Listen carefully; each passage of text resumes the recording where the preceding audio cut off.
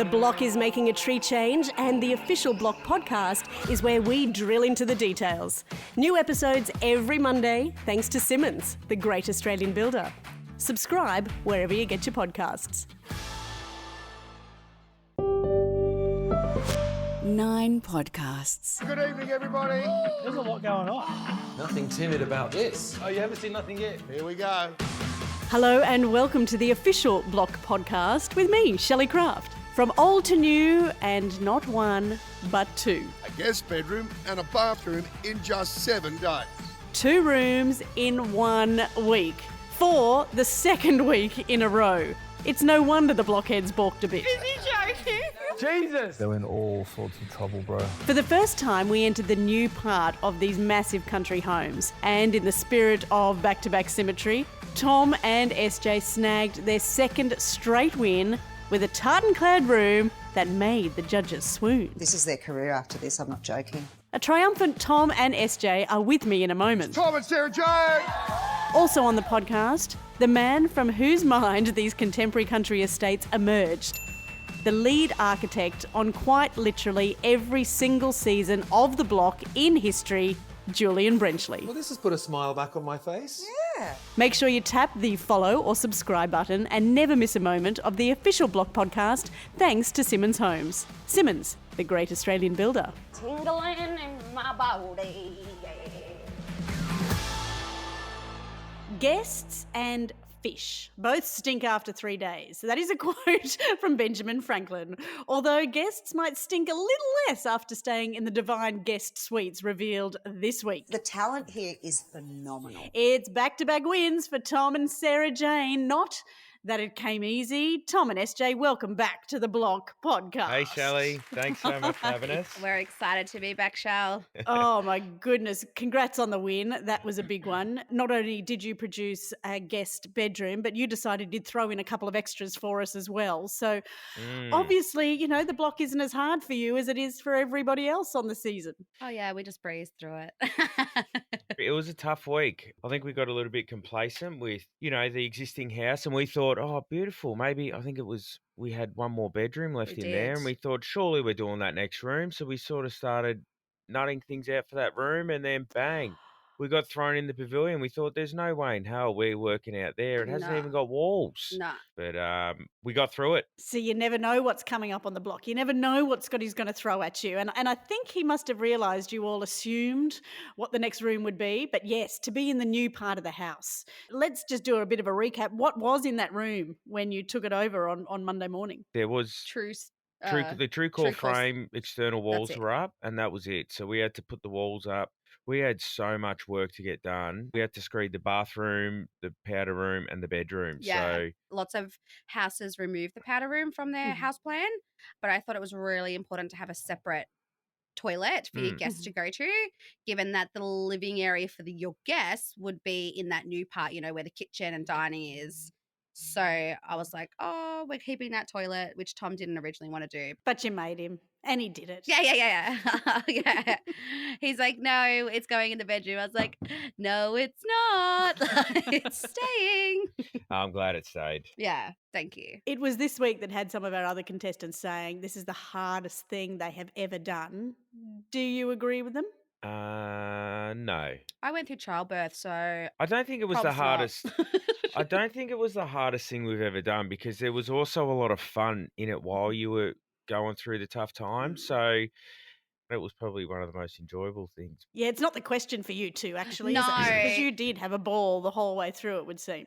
But it's no walk in the park, that's for No, sure. definitely not. No. It was tough, but it wasn't the hardest thing we've ever done. No. Did you come up with new ways of working as a couple? Like, were there sort of transitions where you went, okay, well, that was great for the first couple of rooms, but now we've learnt so much more. We've got some new strategies that we're going to implement here. Did you sort of change your tact, I suppose, in how to produce a room week to week?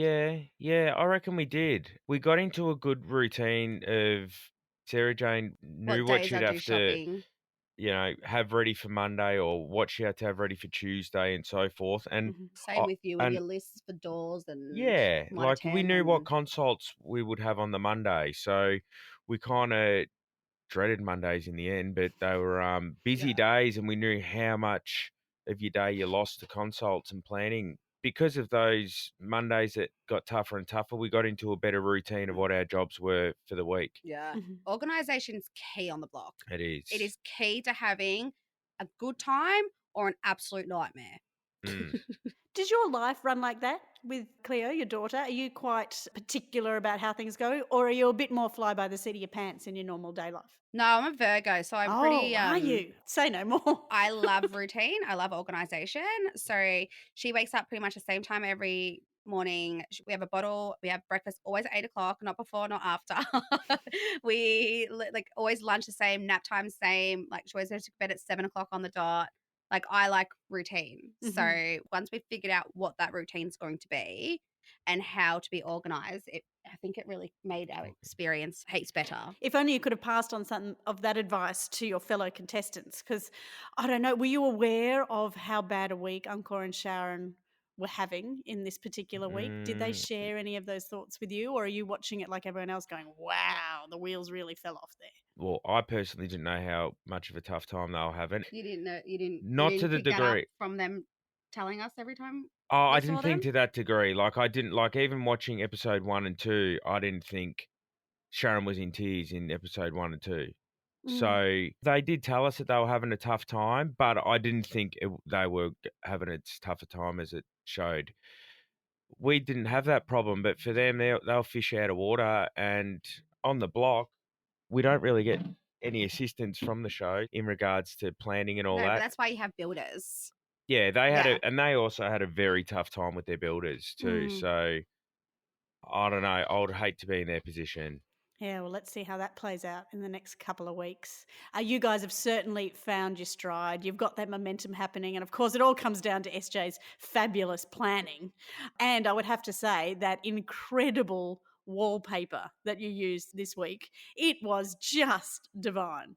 Tell it to me, Shal. I know. I love it. It's a lot. Some people are going to be like, what the hell? Like, I'm wrapped in a Christmas present. I loved it. I thought it was It's pretty cool. sexy. I thought it was luxurious. I thought it was rich. Yeah, I thought I'd walked into like Ralph Lauren showroom. Like, it was everything. Did it feel risky, or you just went, nah, this is it? Oh, yeah. When I went to Graphico, I was like, I want a tartan. And they were like, tartan? I was like, yeah, I would like tartan. They're like, oh, we've got a really soft plaid that we've used before. And I was like, no, I don't want this to be soft. I want a full-blown Scottish tartan, but I want it these color tones. Damien was eager to try something new. And he was like, all right, cool. Now just the one wall. And I was like, nah, let's wrap this bad boy. All 4 walls. And he's like, oh, you're living on the edge. But it looked Yeah, amazing. I actually really liked it. Felt real luxury. Didn't it? Yeah. It really did. Yeah, I think we are going to see 1 million tartan rooms around the country coming soon. Bring the tartan back. Or maybe this is your signature, SJ. I mean, Shayna said that this could definitely be your occupation post-block. Would you give up social work to be an interior designer? I really don't know. I listen, I loved designing way more than I ever thought that I would. I loved spending other people's money and buying like plush as stuff that I would normally never look at, let alone touch or buy.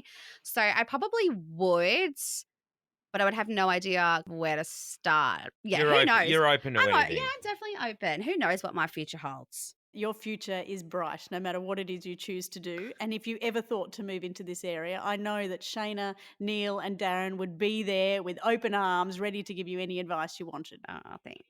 It is perhaps your forte, my sweet. You'll have clients lining up at the door. All right, let's get to it. You caved. You used face level storage in this bathroom that you were so adamantly against. Yep. If you'd left it out again, I think Shayna would have just hung around late at night and waited for you to come home, wouldn't you? You couldn't have actually left it out again. Look, in the existing house, we were trying to pay homage to the house and its heritage and all that.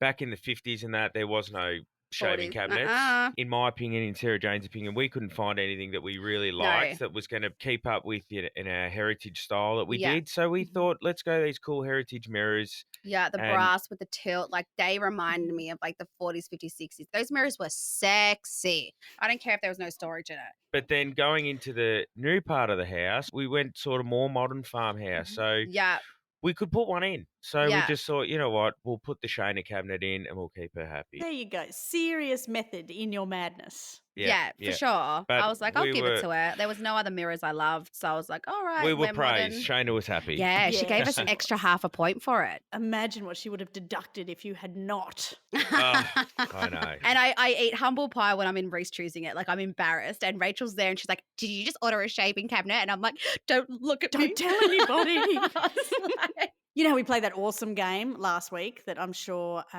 well, I don't even know who won it, but it was a cracker. I Cracker of a won, game. fair and square. Did okay, you? so I let him win, actually. I was Demolished her. Did you debate it all the way home? It was just really good for his ego. It's nice. Yeah. Okay, well, I've got a new one for you today. It is called Guest Leftovers. Oh, okay. After staying in your luxurious guest rooms, and even though a guest has left, you can still find a trace of their stay. So we have several categories here. We will go one category at a time. Each is worth 1 point. First person to jump in wins the point. Oh my God, I'm so excited. All right. You'll need to name the item that is most common to each category according to Airbnb owners. Can you guess?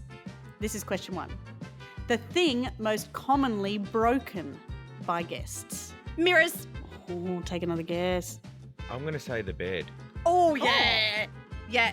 Yeah. You're both wrong. I'm going to give you a hint. Whoever jumps in first gets the point. You drink wine from these. Wine glasses. The wine. I said it first. Yeah, I'll give that to SJ. That's it. I reckon probably beds, but no one wanted to talk about it. The thing most commonly left behind by guests. Go. Jocks. Underwear. Yeah. Socks. Toothbrushes. Toothbrushes. It's one guess, Sarah Jane. Oh, sorry. You've been penalised for that. I don't know where those came down the list, but I'm going to give you another hint. It's in the fridge. Milk. Food. Wine. Alcohol. Food and booze. Food and booze. Things both left behind. Who got that one? Tom did. Tom did. Oh, okay, great. The thing most commonly stolen by guests. Oh, I'm going to say books. Towels. Towels. Yeah, I like the Yes, Toiletries. towels. Oh, I love a free towel. I love a free towel too. You know why? Because I've had my fair share of free towels going in my handbag. Shh. When you come around and it's still got the logo of the hotel printed on it, it's kind of a giveaway, SJ. Let me have you at my house. I'll give you the Hyatt. I can't towel. wait. I'm going to give the win to Sarah Jane. Congratulations. Oh. Woohoo. Not only do you win the greatest guest bedroom ever on the block, but you take out our little game, Guest Leftovers. Well done. Thank you so much for joining us here, guys, and good luck next week. Thanks Thank again, you Shelley. so much, Shell. See you later. Speak soon. The Official Block podcast is sponsored by Simonds, the great Australian builder. Every day at Simonds, our people stand by our promise to be with you throughout your new home journey. Over the last 70 years, Simonds have seen and dealt with it all. And despite today's trade and material shortages, our size and strong relationships means we'll deliver on what we promise. So if you're ready to join the thousands of Australians we're welcoming home each month, talk to Simonds, the great Australian builder. Find out more at simonds.com.au. CDB-U 49491. Here's a hot tip. If you're loving this podcast and want to hear it while it's hot and fresh, make sure you tap the follow or subscribe button on Apple, Spotify, or wherever you get your podcasts.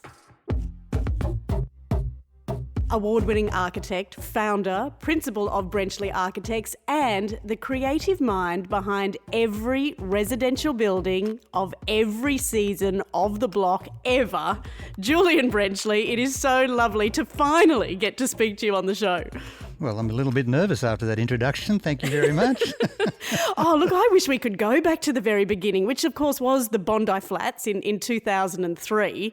And I believe now that one of those apartments, no, the whole building would fit into the lounge room of the block we've just completed. I mean, it's amazing how far we've come. That series of the block seems so insurmountably huge. Yeah, you're entirely right. That whole entire block could fit inside House 1.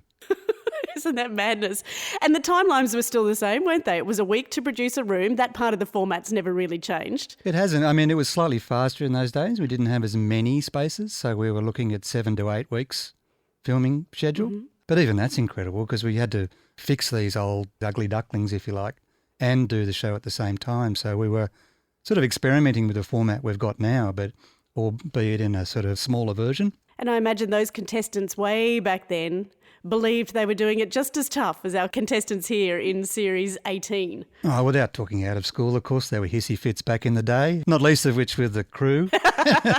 Well, they're now seasoned professionals too, because you're not the only one who's been on the block since 2003. Yeah, look, it's when in your introduction saying I've been behind every season of the block, it's an amazing team.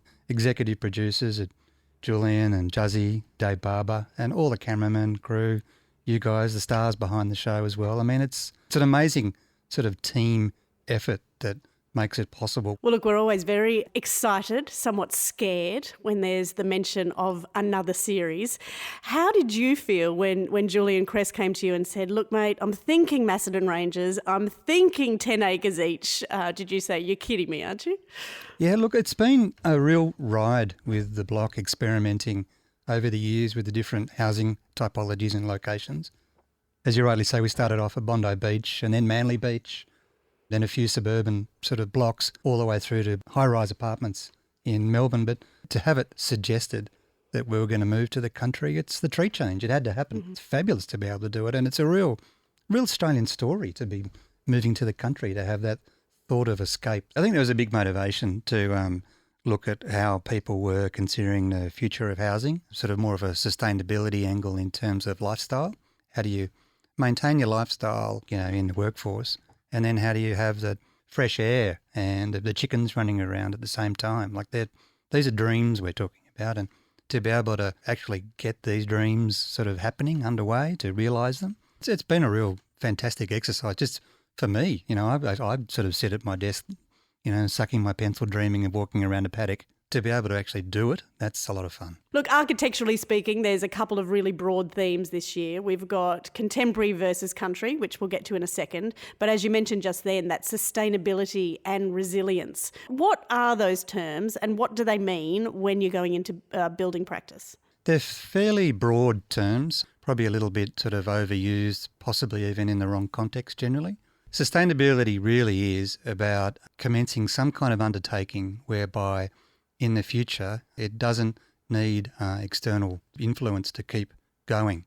You can always flick a switch on a wall, but that power is coming from, a power station somewhere, probably coal. Sustainable sources or renewable sources mean that quite possibly you're generating your own electricity on the roof with photovoltaic cells, for instance, or a battery backup as well. Resilience really is about, the extent to which you can make things sustainable. Resilience if you have a drought, do you have enough water to survive?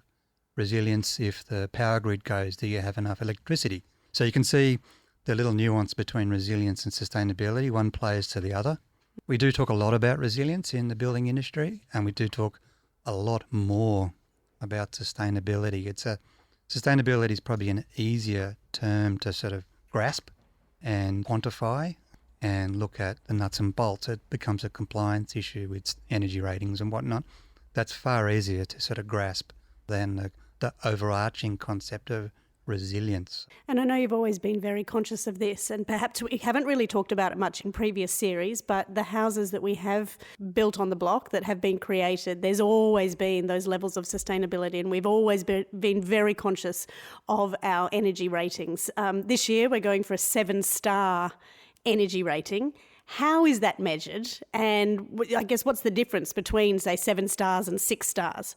How do you get to a 7-star rating? Getting to a 7-star rating has been a real test for us, and it's a real test for the industry in general. It really comes down to high levels of sustainable and resilient inclusions in a build. 7-star, that really only comes into force mid-September this year. We didn't have to do it on the block, but we chose to because we're going to market after the regulations come in. I think it's safer and better practice to demonstrate that we can do it. So you're saying every house from September needs a 7-star energy rating if it's a new build? If it's a new build, then yes, it needs to achieve 7 stars. So look, what does it really mean? And it's all very well and good saying 7 stars.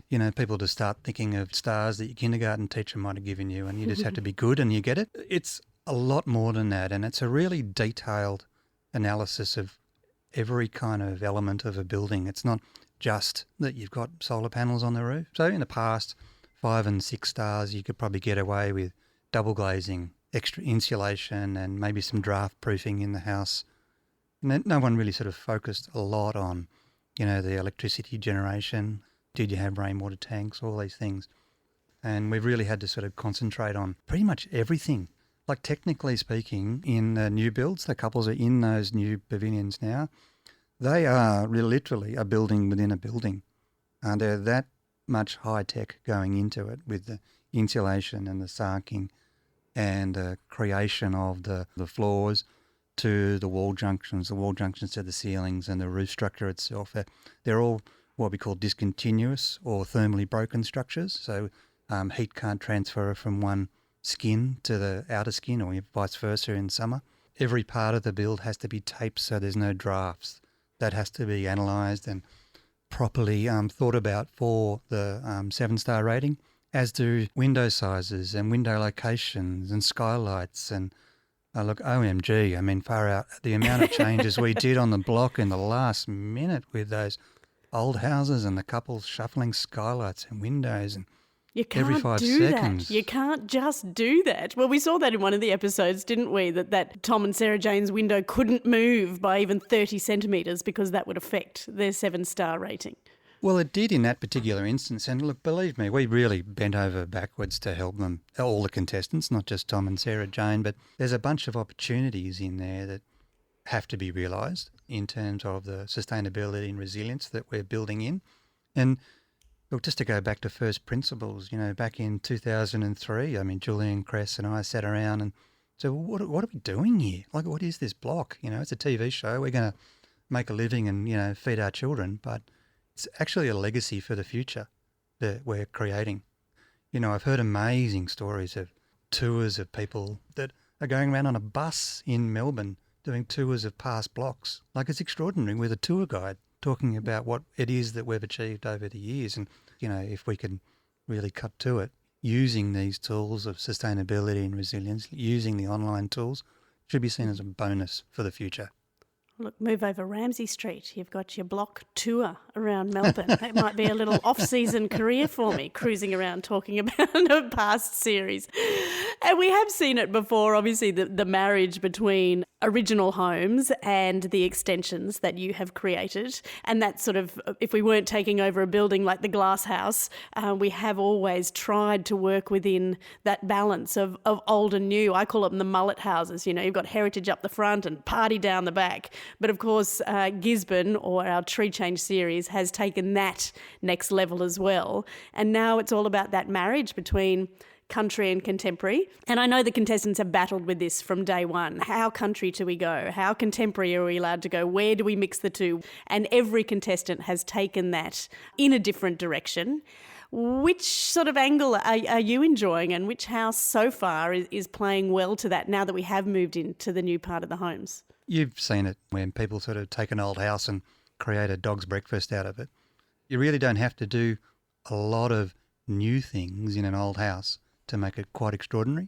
Follow the guidelines of the style, have a bit of flair and fun with it. Then walk across a glass breezeway and you're in about as modern as you can possibly get, or as modern as you want to take it. I just love the dichotomy, or the sort of black and white, or the yin and yang, or pick a term. I do like that sort of, that change from one to the other. It really does show off new country. Oh, I think that's better than contemporary country. I like new country. I think if we'd told them that from the start, we would have got very different homes. New country.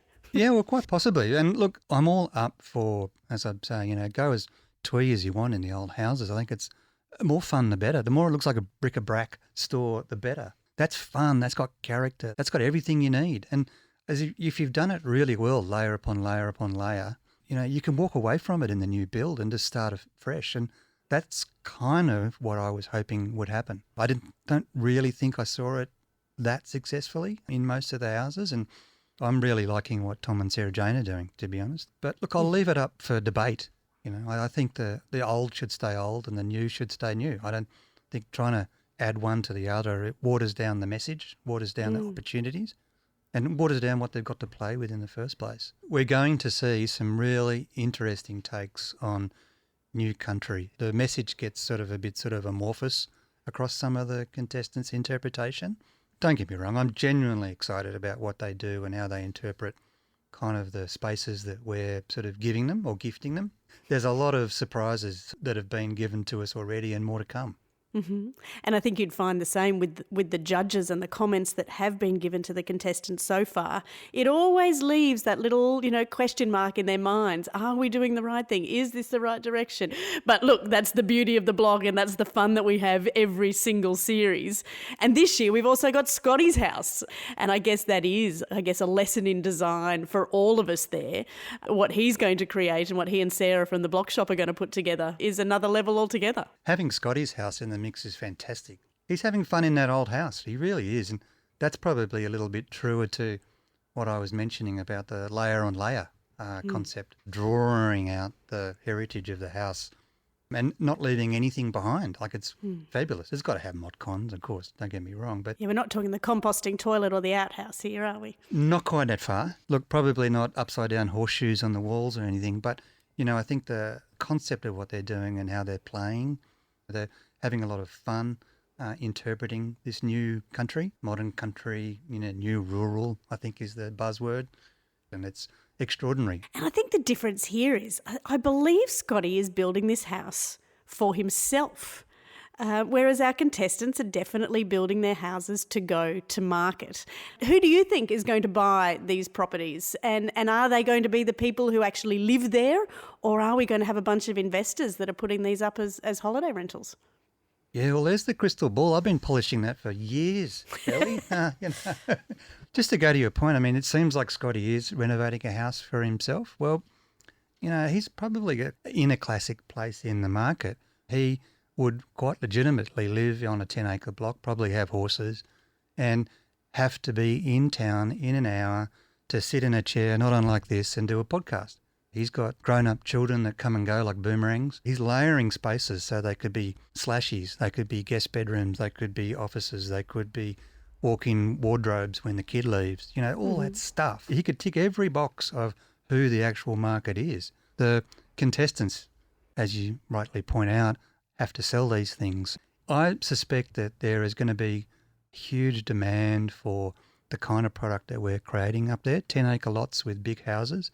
Because just down the road, like large subdivisions of up to 1,000 and 2,000 lots with big houses on small lots.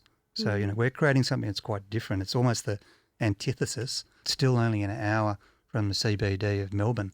Who's going to live there at the end of the day? I'd like to think it's owner-occupiers because, when we're talking some of the blocks, I've heard rumour that there could be a vineyard and permaculture gardens and all these things that require a bit of effort to get going. But once they're going, they're creating quite a sustainable outcome. I'd like to think, with my romantic hat on, it would be owner-occupiers and they would embrace that sort of semi-rural environment. That's kind of what I'd like to do, to be honest. I think we all would. I think we all fell in love with Gisborne when we were there. I would love to see some owner-occupiers there on auction day. I think it would certainly add to the energy and the excitement. We love our buyers advocates, but they're so smooth and they're so calm. I'm never like that at an auction when I'm going there for my own homes, so it would be great to have that energy there. Look, nothing ever goes to plan on the block, which is why we can't stop watching it year after year after year. If you can think back for the last 17 series, were there any major curveballs in there? Anything that you thought, oh my goodness, if we could do that again? Oh, look, we've done some absolutely stupid things on the block in the past in terms of planning and the Oslo. The Oslo, don't get me started. The Gatwick, don't get me started there either. I mean, we've been at the sort of pointy end of creating markets. The Gatwick was a classic. Hey, you want to buy a 4.5 bedroom unit? Fitzroy Street, St Kilda? What? Absolutely. Who does that? Yes, me. A lot of the time, these products that we create don't actually exist.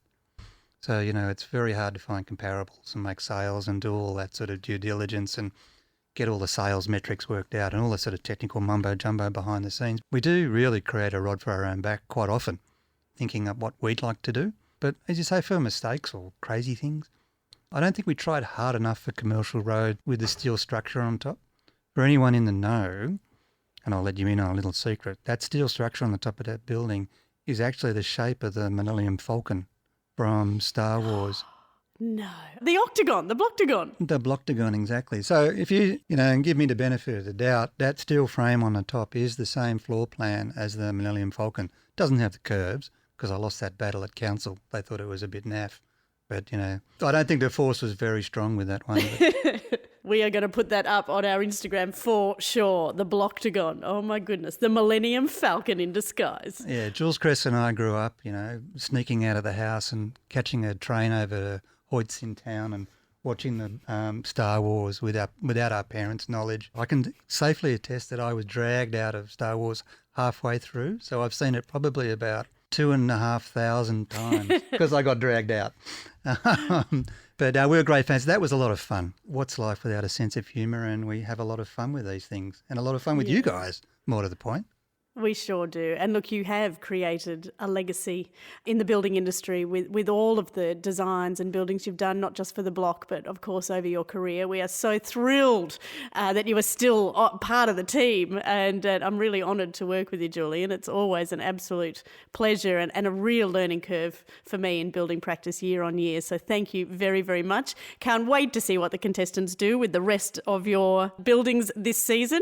And if I don't catch up with you beforehand, welcome to auction day. Here we go. Yeah, well, I'm looking forward to it, Shell. I wouldn't miss one. Seeing these houses finished, of course, but just seeing it to an end. And like we've just been talking about, who's going to buy these things? I can't wait. Yes. Well, there's still a question mark on seeing these buildings finished, so we'll hopefully we'll don't get scare to that me. point. Don't scare me, Oh, Anna. God. We're going to get there. Keep watching, Jules. There's so much to come. Oh, yeah. Well, that's Sunday night with the family, with a bowl of pasta, like the rest of Australia, in front of a television, watching The Block. I'll see you there. Okay, good on you, Shell. Lovely to chat. Don't miss an episode of The Block on 9 this week because it is a big one. The biggest kitchens we've ever seen on the block. I know, we say it every year, but this year it's true. And never miss an episode of The Block podcast by tapping follow or subscribe on Apple, Spotify, or wherever you get your podcasts. The Block podcast is thanks to Simonds Homes, the great Australian builder. I'll catch you next week. The official Block podcast is sponsored by Simonds, the great Australian builder.